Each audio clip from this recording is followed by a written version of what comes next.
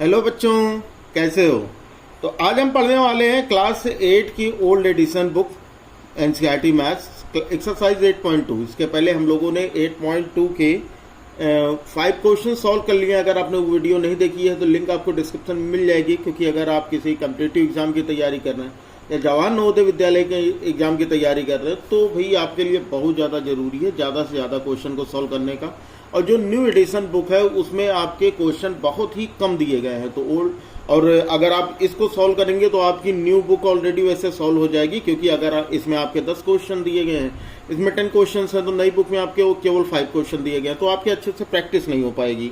तो चलो फिर इस बुक को हम लोग सॉल्व करते हैं। वीडियो पूरी देखिएगा, वीडियो अच्छी लगेगी तो वीडियो को लाइक कर दीजिएगा। चैनल पर नए होंगे तो पता ही है क्या करना है, चैनल को सब्सक्राइब करके बेल आइकन को प्रेस कर लीजिएगा। और नवोदय विद्यालय की तैयारी के लिए अपना दूसरा चैनल है SG कॉन्सेप्ट, उसको सब्सक्राइब कर लीजिएगा। ठीक है, लिख देते हैं आपको, नहीं तो आप कहोगे SG कॉन्सेप्ट, आप इसको सब्सक्राइब कर लीजिएगा और यहाँ पर आपको नवोदय विद्यालय से रिलेटेड क्लासेस मिल जाएंगी।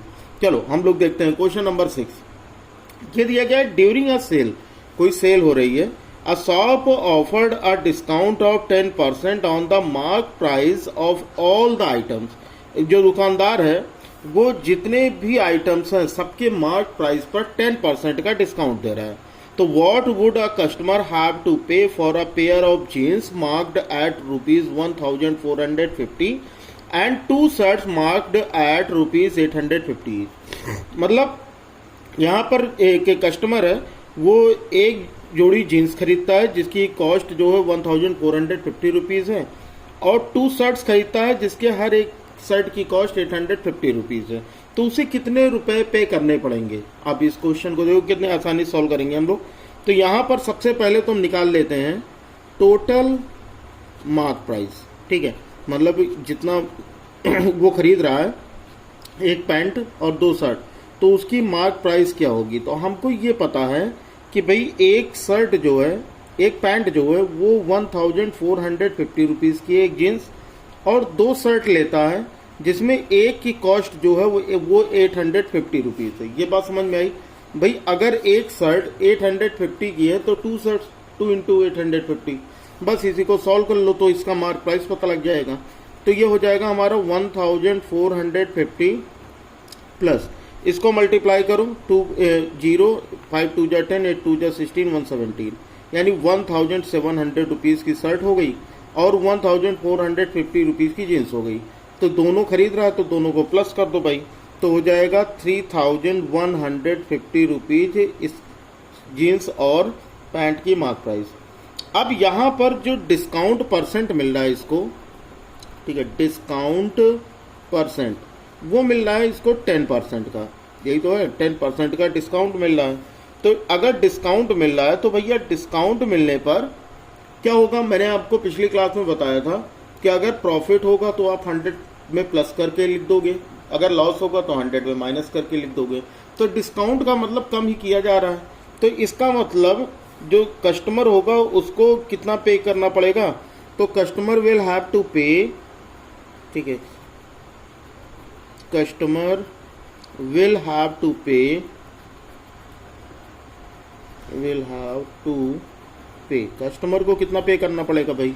तो कस्टमर को 3150 रुपीज़ है और इस पर 10% का डिस्काउंट, तो 10% का डिस्काउंट 100 माइनस 10 करोगे आप, 100 माइनस 10 और परसेंट अपॉन 100 कर लो, बस यही आंसर हो जाएगा हमारा।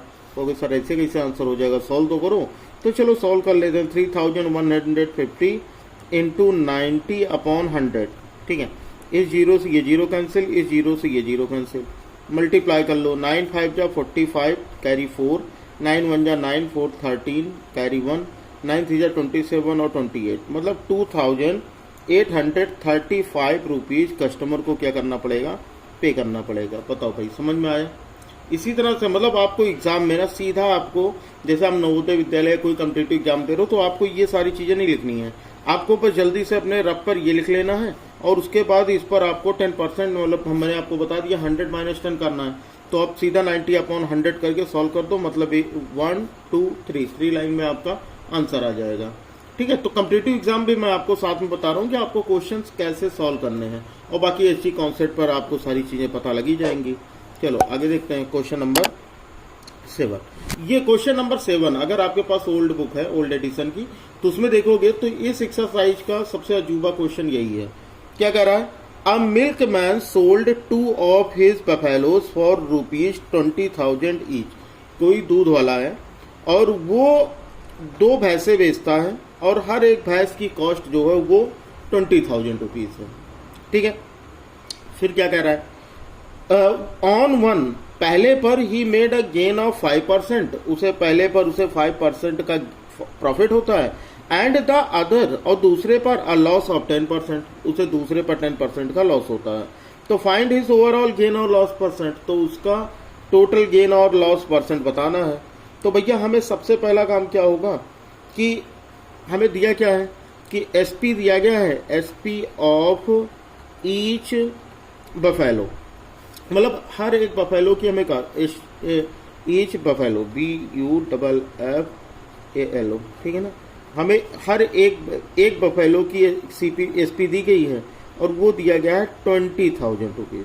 कितना दिया गया है? 20,000, ठीक है, हर एक बफेलो की। और पहले बफेलो पर, अच्छा एक चीज देखो, पहले बफेलो पर इसको कितने का, अगर दोनों बफेलो है और वो सेल कर रहा है तो उससे कितना हुआ? तो SP of 2 buffaloes,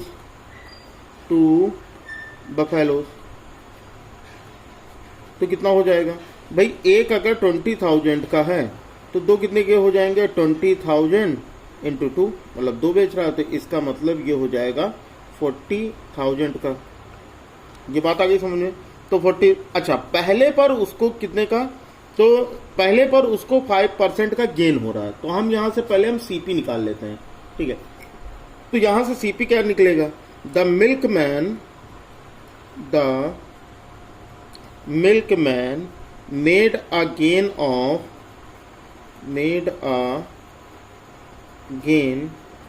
of 5% while selling one buffalo,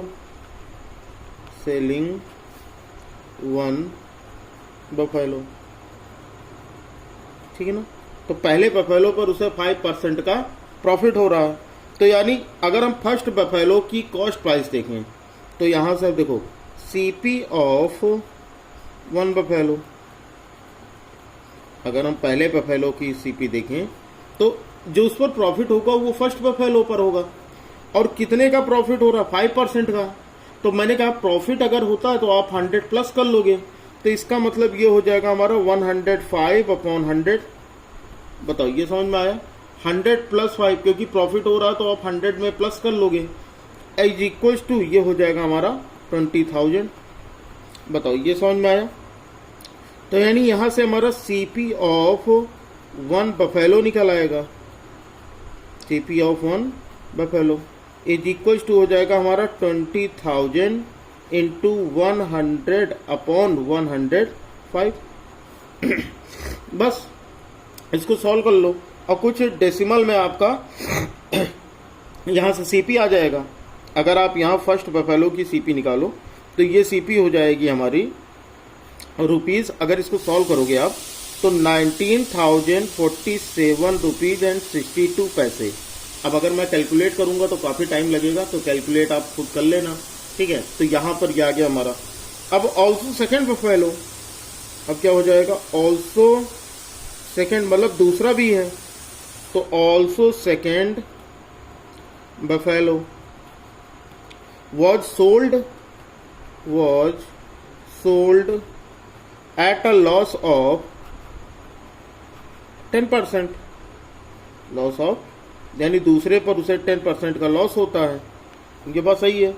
तो सीपी ऑफ अदर बफेलो, दूसरे वाले का, तो सीपी ऑफ अदर बफेलो,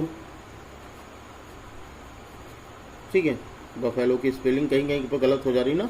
तो बफेलो कितने का? 10% का लॉस। तो 10% का अगर लॉस हो रहा है तो 100 माइनस 10 यानी 90/100 कर लो। और इसको भी बेचा गया कितने का? 20,000 का। बताओ ये बात क्लियर हुई सभी को? तो यहां से हम सीपी ऑफ अदर बफेलो निकाल लेते हैं, सीपी ऑफ अदर बफेलो तो कितना हो जाएगा 20,000 और इनटू इसको उधर ट्रांसपोज करोगे तो कितना हो जाएगा हमारा 100/90, कहें कि इक्वल की दूसरी तरफ जाने पर क्या हो जाता है हमारा रेसिप्रोकल हो जाता है। अब आप अगर इसको सॉल्व करोगे तो ये हमारा कितना हो जाएगा, मतलब दूसरे प्रोफाइलों को इसको सॉल्व कर लोगे तो इसको सॉल्व करोगे तो इसकी जो सीपी आएगी वो 22,222.22 लगभग इतना रुपया। ठीक है, अगर आप मल्टीप्लाई करके देखोगे डिवाइड करके तो आपका लगभग इतना ही सेकंड प्रोफाइलों का आएगा। अब देखो तो टोटल सीपी कितना हो गया हमारा, देखो टोटल सीपी तो भाई ये हमारा पहला वाला इतने का खरीदा था 19,047 रुपीज 62 पैसे और सेकेंड वाले को खरीदा था 22,222.22। अब इसको अगर हम प्लस करते हैं तो प्लस करने पर हमको टोटल सीपी मिल जाएगा, तो हो जाएगा 41,269.84 यानी 84 पैसे। ये हो गया हमारा सीपी। ठीक है, एसपी हमारा कितना था 40,000, देखो यहाँ पे एसपी हमारा कितना है 40,000 और वहीं पर सीपी कितना है इतना 41,269 रुपीज 85। तो इस केस में क्या हो रहा है भैया, खरीदा इतने का बेचा 40,000 का, तो इसका मतलब इस कंडीशन में लॉस हो रहा है। लॉस क्या होता है हमारा सीपी माइनस एसपी, तो सीपी हमारा इतना आ गया रुपीज 41,269.84 और पहले दिया था मतलब जितने का खरीदा था जितने का बेचा है एसपी वो हो गया हमारा 40,000। अब माइनस करोगे तो रुपीज 1,269.84 रुपीज का लॉस हो गया इसका। सही है, और हमें यही बताना था कि भाई इस ओवरऑल कितना लॉस हुआ, यही तो बताना है कि कितना लॉस हुआ था, परसेंट तो बताना नहीं है। तो 1,269 रुपीज एंड 84 पैसे इसका लॉस हुआ। बताओ भाई, इतने में कोई दिक्कत हो तो बताओ। क्लियर है ना, थोड़ा सा अजूबा था लेकिन है क्वेश्चन बड़ा मजेदार। अगर आप सॉल्व करोगे ना तो मल्टीप्लाई और डिवाइड करने में तो आपको मजा ही आ जाएगा। चलो आगे देखते हैं क्वेश्चन।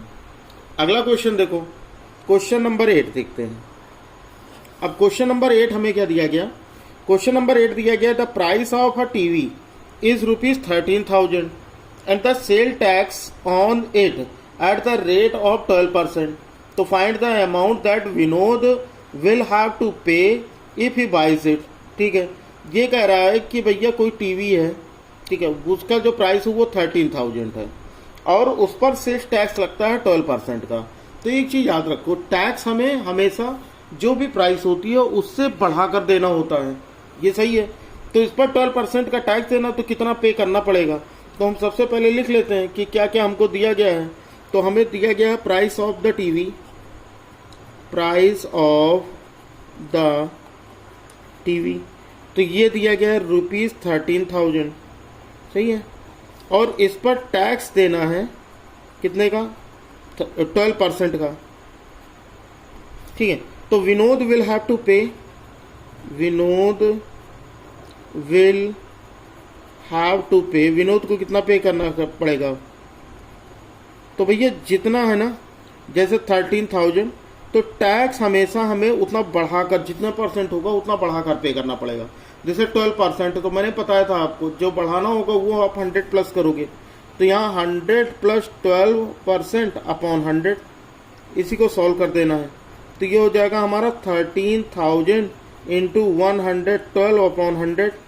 इन दोनों जीरो से ये दो जीरो कट कर लो और इसको मल्टीप्लाई कर लो, देखो आता कि नहीं। तो यहाँ पर हमारा हो जाएगा 0, 13 2 जा 26 कैरी 2, 13 1 जा 13 एंड 2 15 कैरी 1 और 13 1 जा 13 1 14, यानी 14,560 रुपीज जो होगा इतना विनोद को पे करना होगा। और देखो एकेडमिक एग्जाम में तो आप ये सारी चीजें लिखोगे, देखिए ना आपको अगर एग्जाम में आता है ना तो एग्जाम में आपको बस आपका दिमाग इतना काम कर देना चाहिए कि भाई इसकी कॉस्ट 13,000 है, उस पर 12% का टैक्स देना है। और हमको ये पता है कि भाई सर ने बताया कि जब भी कोई चीज बढ़ानी होती है तो 100 में प्लस करेंगे परसेंट को, और घटानी होगी तो माइनस, तो हमको 12% टैक्स देना, तो 100 प्लस 112 करेंगे तो 112 हो जाएगा। अब वो 13,000 का 112% निकाल दो, बस हो जाएगा आंसर। क्लियर है? चलो समझ में आ गया? तो वीडियो को लाइक कर दो, अभी तक आप लोगों ने वीडियो को लाइक नहीं किया, और अपने कम से कम एक फ्रेंड को शेयर जरूर कर दो, क्योंकि टाइम निकाल कर बड़ी मेहनत से वीडियो बनती है। तो सभी लोग शेयर जरूर कर देना, और चैनल पे नए होंगे तो पता ही है क्या करना है, एचडी कॉन्सेप्ट के बारे में भी आपको पता है, सब्सक्राइब कर लेना दोनों चैनल्स को। चलो आगे देखो, क्वेश्चन नंबर 9। क्वेश्चन नंबर 9 क्या दिया गया हमारा कि Arun bought a pair of skates at a sale. कोई अरुण है, उन्होंने एक जोड़ी स्केट खरीदे हैं किसी सेल से, where the discount given was 20%, और जहां पर 20% का डिस्काउंट मिला है। If the amount he pays ₹1600, अगर वो 1600 रुपए 1600 रुपये पे करता है तो फाइंड द मार्क प्राइस। ठीक है, चलो लेट मान लो कि इसका जो मार्क प्राइस है वो X रुपीज है। ठीक है, मार्क प्राइस जो है वो X रुपीज है। इस पर उसको डिस्काउंट मिला है, कितने का डिस्काउंट मिला है? इस पर डिस्काउंट मिला है इसको 20% का। ठीक है, और पेड अमाउंट जो है, पेड अमाउंट कितना है? पेड अमाउंट भी तो है 1600 रुपीज, ₹1000। डिस्काउंट जो होगा वो हमेशा मार्क प्राइस पर ही मिलेगा, ये बात आपको क्लियर हो गई होगी। तो मार्क प्राइस है, उस पर आपको डिस्काउंट देना है, कितने का? 20% का। तो 20% डिस्काउंट मतलब कम करना है आपको, 100 माइनस 20 कितना? जब भी डिस्काउंट होगा वो 100 माइनस 20 करोगे, और अपॉन 100 इज इक्वल्स टू ₹1600। इसी को सॉल्व कर लेते हैं हम, तो हो जाएगा MP इंटू 100 माइनस 20 हो जाएगा 80 अपॉन 100 इज इक्वल्स टू ₹1600। बताओ ये समझ में आ गया? तो MP इज इक्वल्स टू हो जाएगा ₹1600 इंटू 100 अपॉन 80। अब इसको सॉल्व कर लो भाई, इस जीरो से ये जीरो कट कर लो, और 8 1 जा 8, 8 2 जा 16, एक जीरो बचा है, और 20 का 100 से मल्टीप्लाई कर लोगे तो आंसर हो जाएगा हमारा 20,000। यही होगा हमारा मार्क प्राइस। देखो आ रहा है, अपनी बुक में मैच कर लेना भाई, तो ये हमारा आंसर हो जाएगा। ठीक है, 20,000 नहीं, सॉरी 1 2 3 3 जीरो है तो 2000। तो इसका आंसर कितना हो जाएगा? 2000। वो मिस्टेक से मुझे 4 जीरो दिख गए थे, 1 2 3 3 जीरो तो है, तो हो गया हमारा 2000 जो होगा ये करेक्ट आंसर होगा। बताओ क्लियर हुआ? चलो आगे बढ़ते हैं। आगे हमारा क्वेश्चन नंबर 10। अब क्वेश्चन नंबर 10 देखो, क्वेश्चन नंबर 10 में दिया गया I purchase a hair dryer for ₹5400। मैंने एक हेयर ड्रायर खरीदा है, और उसकी जो प्राइस मतलब जो मैंने अमाउंट पे किया है वो ₹5400 है, और उसमें 8% का टैक्स भी इंक्लूड है, 8% का टैक्स। तो find the price before VAT, है ना? वैट का मतलब क्या होता है? वैट जो होता है ये होता है वैल्यू एडेड टैक्स। क्या होता है? वैल्यू एडेड टैक्स, है ना? तो टैक्स के बारे में याद रखो कि टैक्स जो होता है वो हमेशा हर चीज पे, मतलब जो उसकी प्राइस होती है एक्चुअल ना, उससे बढ़ा कर लिया जाता है। जैसे अगर मान लो आप कोलगेट खरीदने जाते हो या कोई भी टूथपेस्ट खरीदने जाते हो, तो उसमें देखो लिखा रहता है इंक्लूसिव ऑफ ऑल टैक्सेस, मतलब सारे टैक्स उसमें मिले हुए हैं, सारे टैक्स मिलाकर आप कॉस्ट पे कर रहे हो। तो यानी उसके पहले उसकी प्राइस कुछ और रही होगी, यही तो है, उसके पहले उसकी प्राइस जो है वो कुछ और रही होगी। तो मान लेते हैं कि let the price before the tax, मान लो इसकी प्राइस जो थी वो X रुपीज थी, इस पर टैक्स कितना लगा? वैट, इस पर वैट लगा है 8% का। ठीक है, आफ्टर वैट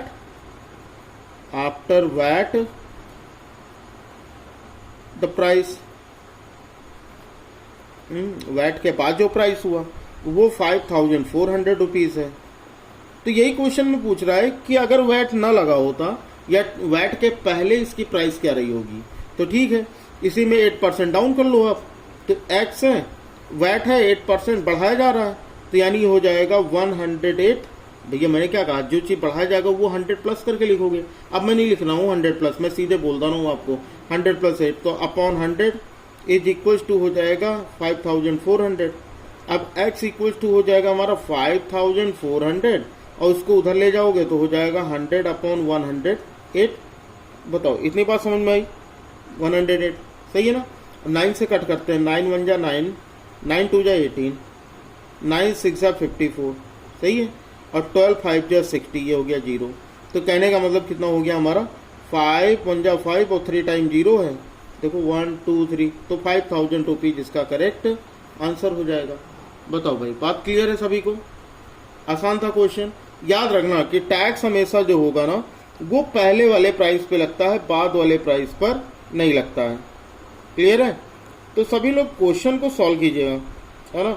और अगर इस पर कोई भी प्रॉब्लम होती है, जो इसका क्वेश्चन नंबर 11 है, मतलब ये इसका नेक्स्ट क्वेश्चन है, उसका आंसर आप लोग कमेंट बॉक्स में दीजिएगा। ठीक है, देखो आपकी बुक में एक नेक्स्ट क्वेश्चन भी दिया होगा, तो अगर आपके पास बुक है तो नेक्स्ट क्वेश्चन, अदरवाइज आपको क्वेश्चन तो यहाँ देखने को मिल ही जाएगा। ठीक है, चलो फिर वीडियो अच्छी लगी हो बच्चा लोग तो वीडियो को लाइक कर देना, क्योंकि जो बहुत सी बुक्स में क्वेश्चन नंबर 11 भी दिया गया है, तो क्वेश्चन नंबर 11 भी सेम पैटर्न का क्वेश्चन है। ठीक है, सेम पैटर्न का क्वेश्चन है, ऐसे ही सॉल्व करना है बिल्कुल। तो लगाकर उसका आंसर कमेंट बॉक्स में दीजिएगा, अगर होगा तो, नहीं होगा तो आपको भी क्वेश्चन देखने को मिल जाएगा। और वीडियो अच्छी लगी हो तो वीडियो को लाइक कर देना, अपने एक फ्रेंड को शेयर कर देना, और चैनल पर नए हो गए तो सब्सक्राइब कर बेल आइकन को प्रेस कर लेना। चलो फिर बच्चा लोग पढ़ते रहो, मिलते हैं अगली क्लास में, तब तक ले जय हिंद, वंदे मातरम।